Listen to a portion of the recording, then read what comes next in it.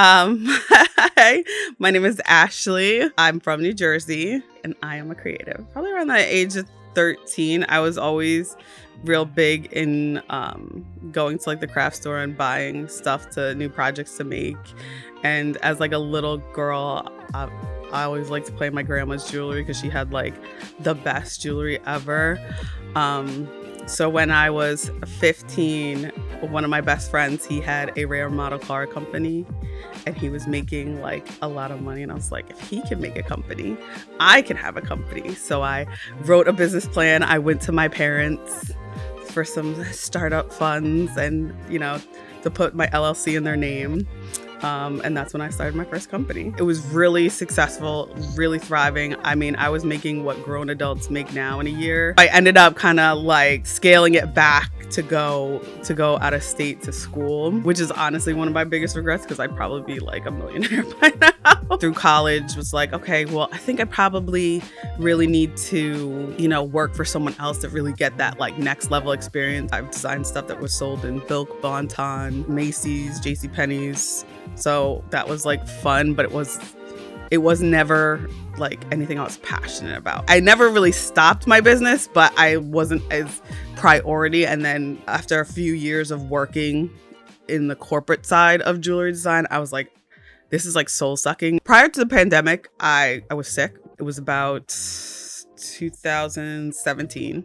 I had kidney failure, so I couldn't work anymore. So I was on dialysis, so I had nothing but means and opportunity to focus on my business. I had 21 accounts, boutiques all over that I was working with, and that really was, you know, really inspired me. And then the pandemic hit and all of my accounts disappeared almost overnight. It was very frustrating, but to me, it's like, okay, well, you just kind of have to pivot. We just got to figure out what we're doing. I got married 2 years ago, and with that came 2 kids. And I used to feel guilty if I was working on my business too much.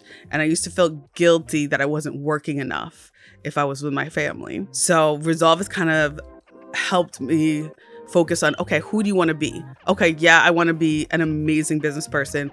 I want to be an amazing artist, but I also want to be an amazing mom, an amazing wife. I never realized how beneficial it is to have people that are like kind of holding you accountable and like you're checking in with a regular basis, doing like our 2-week sessions. I'm like, okay, Thursday is coming. Like I have to, what are we doing? So it's actually kind of helped me not feel so overwhelmed by my list. I've learned a lot just even hearing other people talk about what's going on in their lives and what they're working on. And it really helps keep you going.